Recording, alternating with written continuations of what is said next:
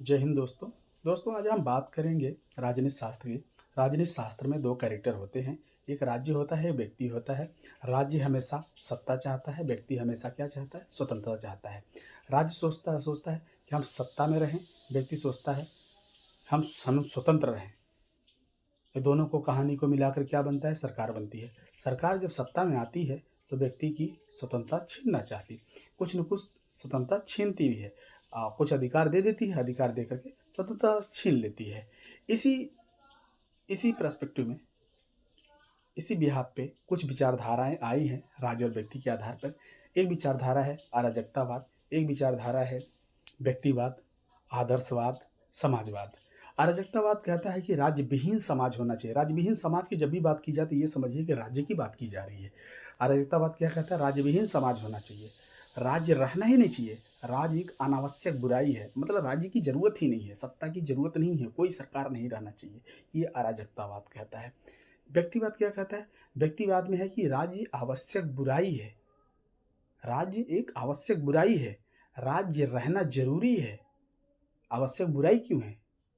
आवश्यक बुराई इसलिए है कि राज्य रहेगा, कुछ न कुछ अपना कानून शासन लगाएगा, कुछ स्वतंत्रता छीनेगा। व्यक्तिवाद ये कहता है कि व्यक्ति को अकेला छोड़ दो, व्यक्ति अपना विकास कर लेगा।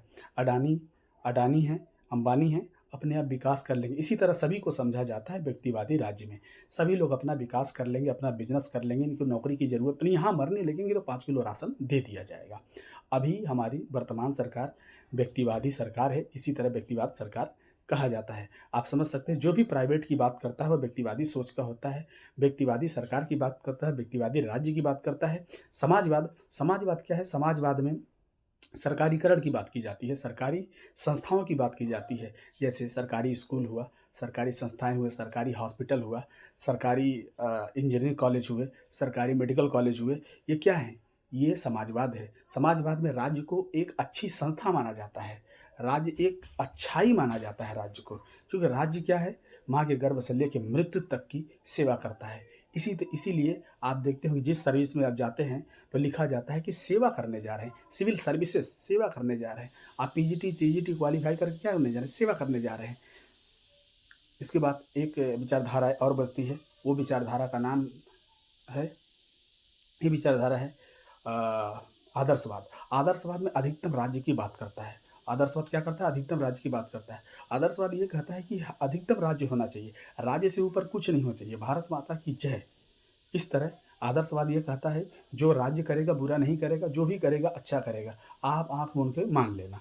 ये आदर्शवाद की बात करता है।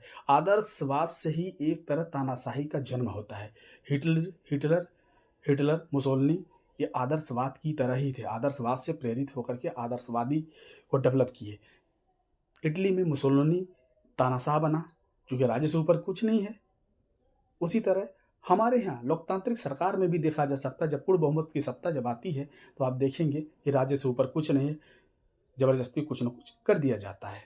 आप देख ही रहे होंगे, इस समय भी देख रहे होंगे, जब भी पूर्ण बहुमत से आती है सरकार तो ऐसा होता है। और नाजीवाद जर्मनी में आई, नाजीवाद सत्ता में आई, तो इसी तरह आदर्शवादी सरकार थी। इस तरह विचारधाराओं को आदर्शवाद कहा जाता है। इसी पर अपना आगे हम बात करते हैं।